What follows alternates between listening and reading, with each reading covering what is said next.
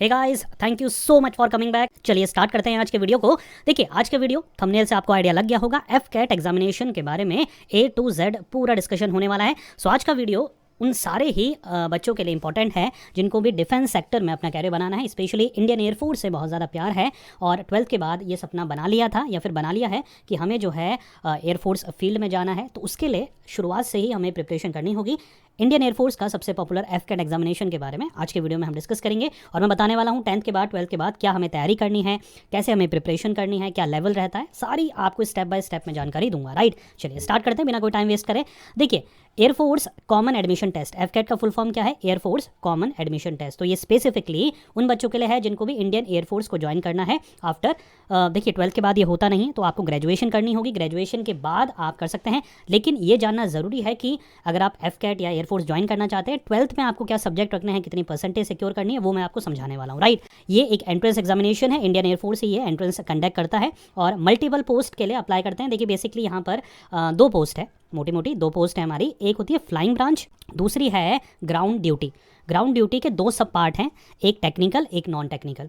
Right, दो post है main, flying branch और दूसरी हमारी ग्राउंड ड्यूटी। ग्राउंड ड्यूटी में दो पार्ट हैं, एक टेक्निकल होता है एक नॉन टेक्निकल होता है। राइट, देखिए बेसिकली ज़्यादातर ये प्रीफर करती है साइंस बैकग्राउंड के बच्चों को, क्योंकि फ्लाइंग ब्रांच के लिए सिर्फ और सिर्फ साइंस का बैकग्राउंड आपका एप्लीकेबल होता है, माना जाता है। ग्राउंड ड्यूटी में जो टेक्निकल होता है वहाँ तो साइंस ज़रूरी है, लेकिन नॉन टेक्निकल के लिए अगर आप आर्ट्स और कॉमर्स के हैं तब भी आप अप्लाई कर सकते हैं। उसकी ब्रीफ जो एलिजिबिलिटी है आपको अच्छे से मैं समझाने वाला हूँ। राइट, बेसिक पहले जानकारी देख लें। नेम ऑफ द एग्जामिनेशन एफकेट पता लग गया, कंडक्टिंग बॉडी आपको पता लग गया, एयरफोर्स से कंडक्ट कराती है। दो पोस्ट ग्राउंड ड्यूटी के लिए और हमारी फ्लाइंग ब्रांच के लिए। वैकेंसी बच्चों अप्रॉक्स हमारी 300 के नियर अबाउट निकलती है। नेशनल लेवल का एग्जामिनेशन है, इंडिया के आप किसी भी कोने में हैं आप ये एग्जामिनेशन के लिए अप्लाई कर सकते हैं।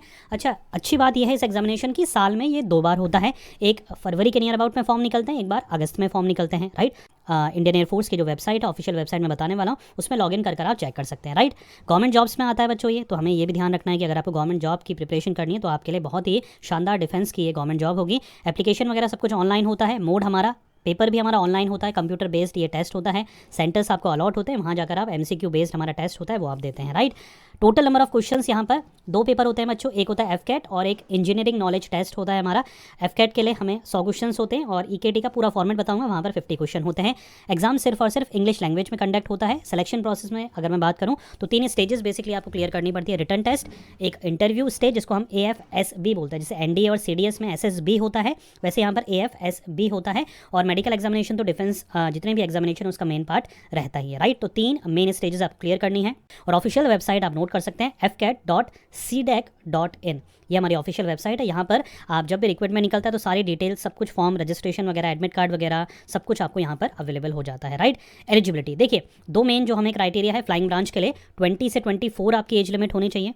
एज लिमिट 20 से 24 के बीच होनी चाहिए। 12th में आपके मिनिमम 60% मार्क्स होने चाहिए, फिजिक्स में भी और मैथमेटिक्स में भी, मतलब PCM बैकग्राउंड होना ज़रूरी है या फिर PCMB भी है आपका, तो फिजिक्स और मैथमेटिक्स दोनों में ही 60% मार्क्स होने चाहिए 12th लेवल में। उसी के साथ साथ 3 साल का ग्रेजुएशन आपका होना चाहिए, 3 साल का ग्रेजुएशन आपका होना चाहिए या फिर आपका BE BTech होना चाहिए, इंजीनियरिंग में आपकी डिग्री होनी चाहिए। यहाँ तक क्लियर हो रहा है? 60% मार्क्स आपके साइंस में होने चाहिए, PCM आपका बैकग्राउंड मतलब फिजिक्स और मैथमेटिक्स में होने चाहिए।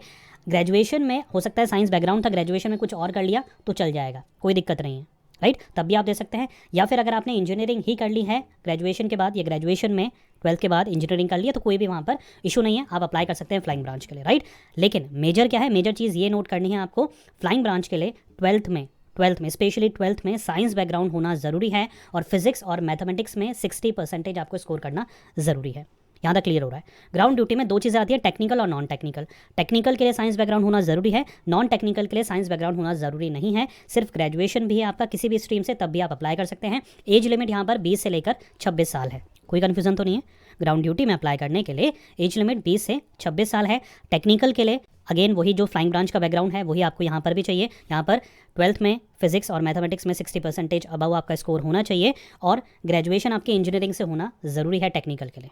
राइट, तो ये हमें ध्यान रखना है। राइट, टेक्निकल के लिए क्योंकि यहाँ पर साइंस बैकग्राउंड होना ज़रूरी है तो इसलिए टेक्निकल के लिए हमें वही चीज़ आपको अप्लाई करनी है और ध्यान रखना। नॉन टेक्निकल के लिए सिर्फ ग्रेजुएशन या फिर पोस्ट ग्रेजुएशन भी हैं तो आप अप्लाई कर सकते हैं। यहाँ तक क्लियर हो रहा है, कोई कन्फ्यूजन तो नहीं है, राइट। चलिए आगे बढ़ते हैं। अब यहाँ पर सेकंड जो स्टेज है AFSB, वहाँ पर 2-3 राउंड होते हैं। पहला जो टेस्टिंग स्टेज फर्स्ट होती है वहाँ पर 2 राउंड होते हैं, ऑफिसर इंटेलिजेंस रेटिंग टेस्ट और PPDT, picture perception and discussion test. Testing stage 2 जो है हमारी, वहाँ पर आपको 4 टेस्ट होते हैं, साइकोलॉजिकल, ग्रुप टेस्ट, AFSB और computerised pilot selection system test, CPSS इसको बोला जाता है, राइट।